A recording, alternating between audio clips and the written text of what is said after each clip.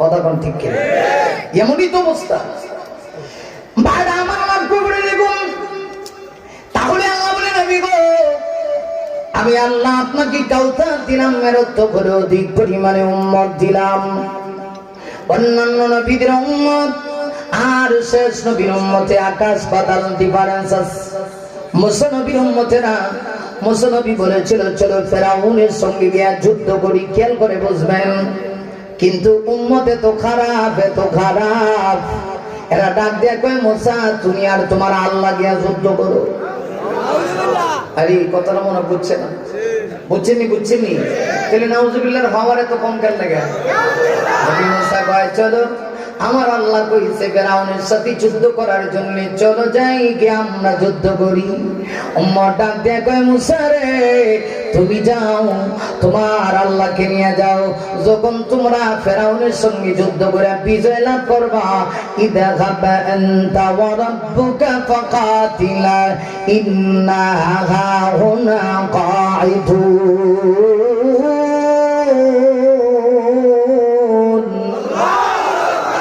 কত খারাপ চিন্তা করতে কয়, তুমি আর তোমার আল্লাহ যাও, বিজয় যখন অর্জন করবা তখন আমরা আনন্দ মিছিল করবো, জয় উল্লাস করবো, তুমি আর তোমার আল্লাহ যাও। আর আপনারা আমার নবীর উম্মত কেমন, এই তো কথা বলে শেষ করে দিব, আর বেশিক্ষণ যাবে না। শেষ পর্যায়ে দেখুন না একটু চোখের পানি পড়ে কিনা দিলের কান্ডা সজাগ করে দেন। আল্লাহ কয় নবী গো টেনশন করবেন না, পৃথিবীতে উম্মত থাকবে যতদিন আপনার আলোচনা থাকবে। নবীর উম্মত নবীকে কেমন ভালোবাসে একটু কি বলবো? আরো আসতে পারে হানা কল লাগবো, আওয়াজ দেওয়া লাগবো। উম্মত নবীকে কেমন ভালোবাসে, রাসূলকে সাহাবীরা যেইভাবে বেশি ভালোবাসছেন, আমরা এই ভালোবাসা নবীকে বাসবো এটার কল্পনাও তো করা যায় না। কলিজা দিয়ে ভালোবাসছে কিভাবে একটু খেয়াল করবেন, দিলের কান দিয়ে কথাগুলি শুনবেন, শেষ পর্যায়ে আপনার হৃদয় নাড়া দেবে। আমার ইসলামের ঐতিহাসিক একটা যুদ্ধ হয়েছে, যুদ্ধের নাম হলো উহুদের যুদ্ধ। ওরে মুমিন দিলের কানটা লাগায় শোনো, এই উহুদের যুদ্ধের ঠিক 1 বছর আগে একটা যুদ্ধ হয়েছিল, প্রথম ইসলামের ইতিহাসে যুদ্ধ। এই যুদ্ধের নাম ছিল বদরের যুদ্ধ। বদরের যুদ্ধের ঠিক 1 বছর পরে উহুদের যুদ্ধ সংঘটিত হয়েছে। আমার বিশ্বাস মুসলমান হিসাবে আপনাদের জেনে থাকার কথা, বদরের যুদ্ধে মুসলমানদের বিজয় না পরাজয়। মাশাআল্লাহ, খুব ভালো করে বুঝতেছেন, বিজয় ছিল। মুসলমানদের সংখ্যা ছিল 313। আসমান থেকে আল্লাহ ফেরেশতার বাহিনী পাঠায় মুসলমানদেরকে সাহায্য করছেন। কাফেররা পরাজিত হয়েছে। বদরের যুদ্ধে সবার আগে যেই লোকটা বদরের যুদ্ধে 70 জন জাহান্নামের টিকিট পাইছে, এর প্রধান ছিল মিস্টার আবু জাহিল্লাহ। নাম কি? আবু জাহিল্লাহ নামে আপনাদের এলাকায় কোন লোক আছে? আওয়াজ দিন, আছে?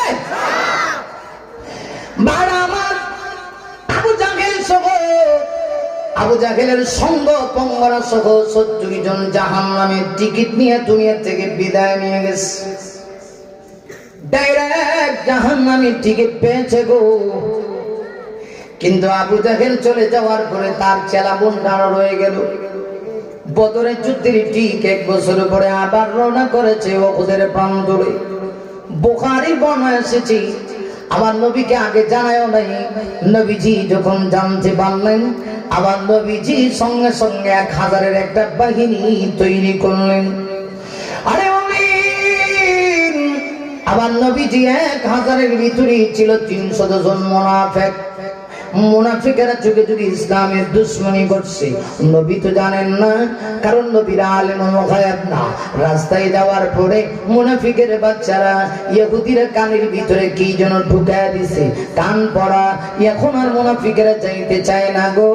আবার নবীজি খালি 700 জন ইমানদার সাহাবীদেরকে নিয়ে আমার নবীজি উহুদের প্রান্তরে রওনা হয়ে গেলেন। সেদিন এক কঠিন দৃশ্য, আমার নবী সেই দিন হলেন সেনাপতি। আরে মুমিন, আমার নবী শুধুমাত্র শুধুমাত্র মসজিদ নববীর ইমাম বা খতিব ছিলেন তা না, আমার নবী প্রয়োজনে যুদ্ধের ময়দানের সেনাপতি।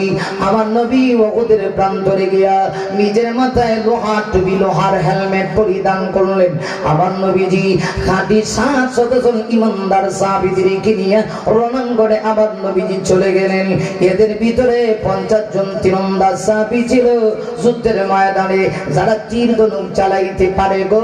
আমার নবীজি তাদেরকে বললেন, শোনো, আজকের জিহাদের ময়দানে সবচেয়ে ভূমিকা থাকবে তোমাদের বেশি। উহুদ পাহাড়ের পাদদেশে রুমা পাহাড়ের চূড়ায় ছোট্ট একটা গড়ি পথ আছে, সরু পথ আছে, ওই পথে দায়িত্ব পালন করবা। অতর্কিতভাবে যেন কোনো একটা বেঈমান কাফের যুদ্ধে ঢুকতে না পারে। আর শুনে না, মুসলমানদের জয় পরাজয় আসল কথা না, বিজয় হইলেও স্থানে থাকবা, পরাজিত হইলেও স্থানে থাকবা। কিছুক্ষণের ভিতরেই যুদ্ধের দামা বেজে গেল। রণাঙ্গনে মুসলমানেরা আল্লাহু আকবারের আওয়াজ দিয়ে তরবারি চালায়া দিল। জিম্মে গাদ্দারের বাচ্চাগুলির গায়ে আল্লাহু আকবারের আওয়াজ দিয়ে তরবারি চালাইছে। বেশিক্ষণ লাগে নাই, বেঈমানরা মাঠ ছেড়ে পলায়ন করছে। কিন্তু তাদের ভিতরেও একজন তখন ছিলেন বিরুদ্ধবাদী পুরুষ, নাম ছিল খালিদ বিন ওয়ালিদ। হাদিস শরীফের ভিতরে আছে, খায়রুকুম ফিল জাহিলিয়া ওয়া খায়রুকুম ফিল ইসলাম। হযরত খালিদ বিন ওয়ালিদ ইসলাম ধর্ম গ্রহণের পূর্বে একজন বিরুদ্ধবাদী পুরুষ ছিলেন। ইসলাম ধর্ম গ্রহণ করার পরেও তার বিরুদ্ধতা আরো বেশি প্রকাশ পেয়েছিল। কিন্তু তিনি তখনও ইসলামের সুশীতল ছায়া তলে আশ্রয় নেয় নাই, নবীর মহব্বত নাই, মায়ের খায়া মার ছেড়ে যাইতে আছে। কিছুক্ষণ যাওয়ার পরে দুষ্ট বাহিনী খালেদের কান সজাগ করে কয়, খালেদ, এইভাবে মায়ের খায়া তুমি যাইতে পারো না, চলো না পুনরায় আবার যাই, ইসলামের নবী মোহাম্মদকে দুনিয়া থেকে বিদায় করে দিই। কিছুক্ষণের ভিতরে বিজয়ের খবর ময়দানে যারা ছিল ওই তীরন্দাজ সাহাবী রুমা পাহাড়ের চূড়ায় নবী আগে সিগন্যাল দিয়েছে, স্থান চাইলো না, যুদ্ধের ময়দানে ঢুইকো না।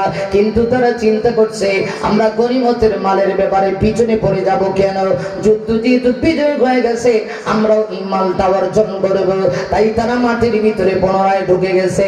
সামান্য একটু মালের মহব্বত ঢুকার কারণে আল্লাহ যুদ্ধের মোড় ঘুরে দিয়া ইমানদার সাহাবীদেরকে পরীক্ষায় ফেলে দিল। পুনরায় তারা মাঠে ঢুকে গেছে। ওই দিক থেকে রুমা পাহাড়ের চূড়া দিয়া যখন ঢুকছে, ঢুকে দেখে রাস্তা একদম ফাঁকা। যেমনি ঢুকেছে, ঢুকার পরে তারা টার্গেট নিয়েছি, ইসলামের নবী মুহাম্মদ সাল্লাল্লাহু আলাইহি ওয়াসাল্লামকে তালাশ করো, নবীকে দুনিয়া থেকে বিদায় করে দিতে হবে, শহীদ করে দিতে হবে।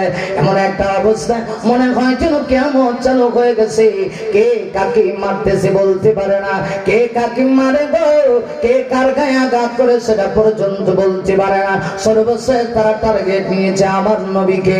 আমার নবীকে দুনিয়া থেকে বিদায় নিয়ে বিদায় করে দিবে, নবীকে শহীদ করে দিবে। এটাই তাদের প্ল্যান, এটাই তাদের প্ল্যান। ভাইরা লক্ষ্য করে দেখুন, নবীজির সাহাবীরা নবীকে কেমন ভালোবাসে। আল্লাহর নবী জিহাদের ময়দানে, উহুদের ময়দানে নবীজি যে জায়গায় দাঁড়ানো ছিলেন, নবীর ডানে বামে সামনে পিছনে সাহাবীদের ছোট্ট একটা জটলা, সাহাবীদের একটা কাফেলা, 10 জনের একটা জামাত চতুর্দিকে নবীকে হেফাজতের জন্য ঘেরাও করে আছে। এদের ভিতরে সর্বপ্রথম প্রধান যিনি ছিলেন, নাম ছিল হযরত তালহা। তালহা সঙ্গী সাথীদেরকে ডাক দিয়া বলে, সঙ্গী সাথীরা রে, আমার নাকের ভিতরে জান্নাতের সুঘ্রাণ আসছে।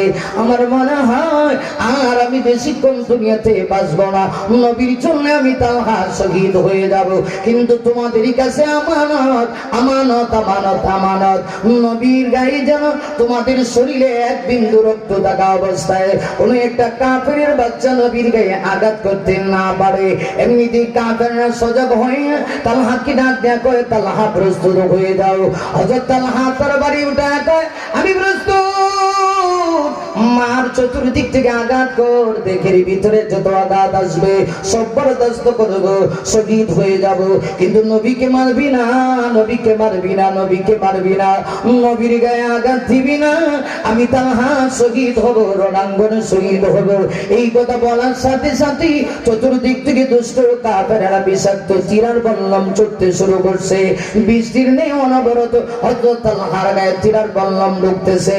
একটা দুইটা আঘাত না, রওয়ায়াতের ভিতরে আসছে 80 থেকে 82টা আঘাত বিদ্ধ হয়ে গেছে। হযরত তালহার চেহারাটা চাউল আউলের চাউলির মতো হয়ে গেছে। এরপরও তালহা তাদের সামনে মাথা নত করে নাই, শহীদ হয়ে তিনি আল্লাহ তৈরি জান্নাতে চলে গেছে।